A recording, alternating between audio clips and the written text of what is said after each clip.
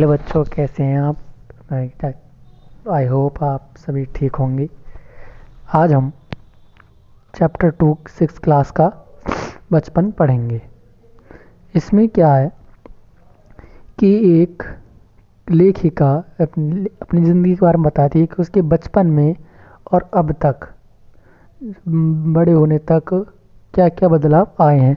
वह बचपन में उससे क्या पसंद था, अब क्या पसंद है, वह क्या पहनती थी, अब क्या पहनती है, वो पहले क्या करती थी, उसे क्या क्या करना पसंद होता था, वो उसे क्या क्या पसंद है, उसके बारे में सभी बातें उसने यहाँ लिखी हैं। आज मेरे थोड़ा सा जुकाम है तो इसको इग्नोर करना। तो आपको ले चलते हैं इस पाठ की ओर। इस पाठ की लेखिका का नाम है कृष्णा सोबती। ये उसी ने अपने ऊपर एक पाठ लिखा है, इसके बारे में हम पढ़िए स्टार्ट करते हैं। तो देखिए यहाँ जी है क्या क्या कहती है अपने बारे में। मैं तुम्हें अपने बचपन की ओर ले जाऊंगी। बचपन की ओर ले जा रही है हमको अपने बारे में पढ़ाने के लिए। मैं तुमसे कुछ इतनी बड़ी हूँ कि तुम्हारी दादी भी हो सकती हूँ। उसकी उम्र आज इतनी है, इस हम पाठ को पढ़ रहे हैं जब, कि वो हमारी दादी हो सकती है, हमारी नानी भी हो सकती है, और बड़ी बुआ भी हो सकती है, बड़ी मौसी भी, और कुछ भी लग सकती है। वो इतनी बड़ी है आज। परिवार में मुझे सभी लोग जीजी कहकर पुकारते हैं। उसको जो परिवार है उनका, उन परिवार में जीजी कहकर पुकारते हैं, ठीक है। तो देखिए, हाँ, मैं इतनी दिनों कुछ बड़ा बड़ा यानी उम्र में सियाना महसूस करने लगी हूँ। उसको एहसास हो गया है कि मैं बड़ी होने लगी हूँ। उसके कि ये कहने का मतलब है शायद इसलिए कि पिछले शताब्दी में पैदा हुई थी, कि उस शताब्दी बदल गई है, अब उस अगली शताब्दी में आ गई है। मेरे पहनने ओढ़ने में काफ़ी बदलाव आए हैं।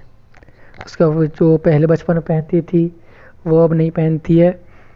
जैसे बताती हूँ पहले पहले क्या क्या पहनती। जैसे देखिए, पहले मैं रंग बिरंगे कपड़े पहनती थी। वह रंग बिरंगे पहनती, लाल, नीले, पीले, गहरे, ग्रे, चॉकलेटी, हर तरह के कपड़े पहनती थी। और वो क्या पहनती है, नीले, जामुनी, ग्रे, चॉकलेटी कपड़े पहनती थी। अब मन कुछ ऐसा करता है कि सफ़ेद पहनूं कुछ, जैसे कि औरतों का मन बदल जाता है बड़े होने के बाद। सफ़ेद पहनने का या ज़्यादा गहरे कलर के कपड़े पहनने का मन नहीं करता है, सफ़ेद पहनने का मन करता है। गहरे नहीं, हल्के नीले, नीले हल्के, यह ज़्यादा गहरे नहीं, हल्के कलर की, हल्के रंग के। मैंने पिछले दशकों में तरह तरह की पोशाकें पहनी हैं। दशक मतलब 10 वर्षों का एक दशक होता है। उससे पिछले दशकों में, पिछले 10 सालों में बहुत ही तरह तरह की पोशाक पहनी है। पहले फ्रॉक पहनती थी जब छोटी थी, 4-5 साल की। फिर निक्कर वॉकर, कई फ्रॉक होती, निक्कर होती हैं बच्चों के, उन्हें वो पहनने लगी। फिर स्कर्ट पहनने लगी। फिर लहंगे, गरारे, गरारे भी कपड़े होते हैं उसके फ्रॉक की तरह के। और अब चूड़ीदार, घेरदार कुर्ते, चूड़ीदार होती हैं, घेरदार होती हैं, परतें होती हैं, एक के ऊपर एक ऐसे कुर्ते पहनती हैं चूड़ीदार। बचपन में कुछ फ्रॉक तो मुझे अब तक याद हैं। कभी लेखिका कहती है कि कुछ तो ऐसी फ्रॉक हैं जो मुझे अब तक याद हैं। जैसे कि हर किसी के कपड़े ऐसे होते हैं जो उनको याद रहते हैं लंबे समय तक, जो उन्हें पहने हैं, ज़्यादा पहने हैं, जो उन्हें अच्छे लगते हैं। वो हल्की नीली और पीली धारी वाली फ्रॉक, गोल कॉलर और बाजू पर भी गोल कफ। या फिर कपड़े के बारे में बता रही हूँ, कपड़े कैसे हैं, गोल बाजू, कफ।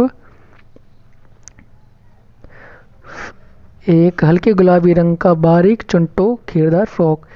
घेरदार फ्रॉक है जिनमें चुनटे नीचे जो वो होती है पट्टी, लैस कहते हैं जिसको, ऐसी कुछ होती है चुनटेदार, और उसको पहनती थी। नीले नीचे गुलाबी रंग की फ्रिल। वो गुलाबी रंग की फ्रिल मतलब उसकी लैस नहीं होती है, उसमें लैस फॉल सा होता है, उसको लगाती है। उन दोनों फ्रॉक के ऊपर की जेब में रुमाल। तो अपने टाइम के बारे में बता रही कि उनके पहले कैसी कैसी फ्रॉक रहती थी जिनमें जिनकी जेब में रुमाल होता था, और बालों में इतराते रंग बिरंगे रिबन का चलन था। और बालों में रिबन लगाने का चलन था, मतलब ये लगाते थे, उस समय की बात है। लेमन कलर का बड़ा प्लेटों वाला गरम फ्रॉक होते हैं, सिर्फ एक के ऊपर एक परत सी होती हैं। और फ्रॉक के बारे में बात कर गई हैं जी, नीचे जिसके नीचे फर टंकी थी कपड़े। 2 ट्यूनिक भी याद हैं।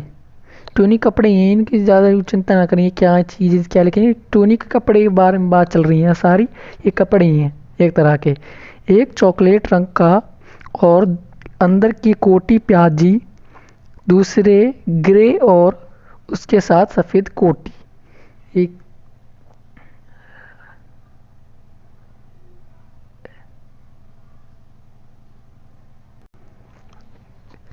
मुझे अपने मोजे और स्टॉकिंग भी याद है। वो स्टॉकिंग भी मोजे की तरह होते हैं, वो थोड़े से बड़े होते हैं मोजे से, उसे वो भी याद है। बचपन में हमें मोजे खुद धोने पड़ते थे, इसके आजकल के बच्चे तो उनको हाथ में नहीं लगाते हैं, अपनी माँ से अपनी बहन से दुब्बाते हैं, खुद नहीं धोते हैं। तो वो अपने बताते हैं कि उसे खुद ही धोने पड़ते थे, वे नौकर या नौकरानी को नहीं दिए जा सकते थे। इसकी सख्त मनाही थी, नौकर नहीं धो सकते, इसकी मना थी उनके यहाँ, उनके टाइम में। हम बच्चे इतवार की सुबह ऐसी लगाते हैं, धो ले धो लेने के बाद अपने अपने जूते पॉलिश करके चमकाते, जूते चमकाते। बचपन के टाइम में क्या क्या बताती है, जूते चमकाते हैं। जब जूते कपड़े या ब्रश से रगड़ते तो पॉलिश की चमक उभरने लगती। जब पॉलिश कर देते, उस पर कपड़ा मारते हैं तो ऊपर से पॉलिश चमकने लगती। सर्वर, मुझे आज भी बूट पॉलिश करना अच्छा लगता है। हालांकि अब नई नई किस्म के शू आ चुके हैं, मतलब अलग तरह के जूते आ चुके हैं जिन पर पॉलिश करने की ज़रूरत नहीं होती। आपने देखा स्पोर्ट्स जूते होते हैं जैसे, उनमें पॉलिश करने की ज़रूरत नहीं होती। जो पहले आते थे काले कलर के, उनमें स्कूल के, उनमें करनी पड़ती थी पॉलिश। कहना होगा कि ये पहले से कहीं ज़्यादा आरामदेह हैं, कि पता होगा ये जब मुलायम होते हैं, ज़्यादा वो नहीं फ्लेक्सिबल होते हैं, आरामदायक होते हैं हमारे पैरों के लिए, कह रही है लेखिका। हमें जब नए जूते मिलते उसके साथ ही छालों का इलाज शुरू हो जाता। सिर्फ देखा होगा वो चमड़े के बहुत कैडे होते थे, वो पैर हमारे छिल जाते थे तो छाल हो जाते, तो हमारा इलाज भी शुरू हो जाता था जब ये जूतों को पहनते थे। क्योंकि नए नए जूते ऐसे ही होते हैं, ज़्यादा कड़े होते हैं जो पहले होते थे।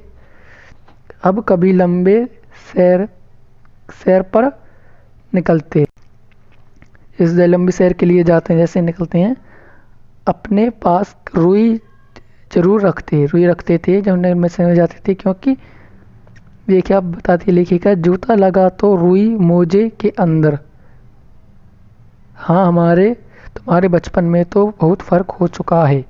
किसी के को चोट लगे तो आगे जो अंगूठा उसमें आगे ना लगे तो रुई लगा लेते थे आगे, कि ज़्यादा चुभे ना अंगूठों में, इसलिए रुई लेकर चलते थे जब भी लंबे सैर पर जाते थे। तो बताती है कितना फ़र्क हो गया है। आजकल तो वो जूते चले गए हैं, कम पहनते हैं, अब तो वही मंगाते हैं फ्लेक्सिबल जूते, स्पोर्ट्स जूते, ऐसे जूते मंगाते हैं जिनमें वो नहीं होते हैं, बहुत फ्लेक्सिबल होते हैं और पाँवों के लिए आरामदायक होते हैं।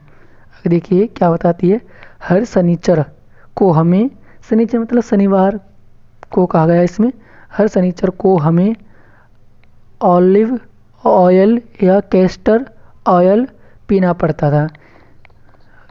कैस्ट्रोल वो होता है जैसे कि उसमें अपने पेड़ देखो, धतूरे का पेड़ देखा होगा, उसमें जो कांटे ऐसी बॉल सी होती है उसके अंदर बीज लिखा तो कैस्टर कहते हैं। उसका जो ऑयल है, तेल है, उसको पीना पड़ता था। यह एक मुश्किल काम था। शनिचर को सुबह से ही नाक में इसकी गंध आने लगती थी। इसकी गंध चारों ओर लोग पीते थे, उसकी शनिचर को सभी पीते थे तो उसकी गंध आने लगती थी उसकी, कि कोई आसपास पी रहा उसको। छोटे शीशे के गिलास जिन पर ठीक खुराक के लिए निशान की डॉक्टर देते हैं, छोटे बच्चों के लिए उस पर ढक्कन पर निशान लगा देते हैं कि आपको इतनी लेनी है, ऐसे निशान लगे हुए थे इस कांच के गिलास पर। उन्हें देखते ही मतली होने लगती, दिल मचलने लगता था। ये क्या पीना पड़ेगा हमको, ऐसे दिल हमारा ऐसा होता है बुरा बुरा सा सोचने की, दवाइयों की सोच कर होता है ऐसा ही। मुझे आज भी लगता है कि अगर हमने भी पी पाते वह शनिवारी दवा तो कुछ ज़्यादा बिगड़ने वाला नहीं था, सेहत ठीक ही रहती। उस लेखा को लगता है कि अगर हम उसको नहीं पीते तो हमारी सेहत पर कुछ ज़्यादा असर नहीं पड़ता, हम वैसे ही रहते, ठीक रहते, उससे कुछ ज़्यादा असर नहीं पड़ा है, ये कहती है लेखिका। तो मैं बताऊंगी कि हमारे समय और तुम्हारे समय में कितनी दूरी हो चुकी है। फिर आगे अगले पार्ट में पढ़ेंगे कि वो क्या बताएगी अपने समय के बारे, बचपन के बारे में और अब के बारे में। यहाँ तक कि बचपन की दिलचस्पियाँ भी बदल गई हैं। दिलचस्पियाँ मतलब फिर उसको पहले क्या पसंद था और क्या पसंद है, उसकी दिलचस्पियाँ सब बदल चुकी हैं।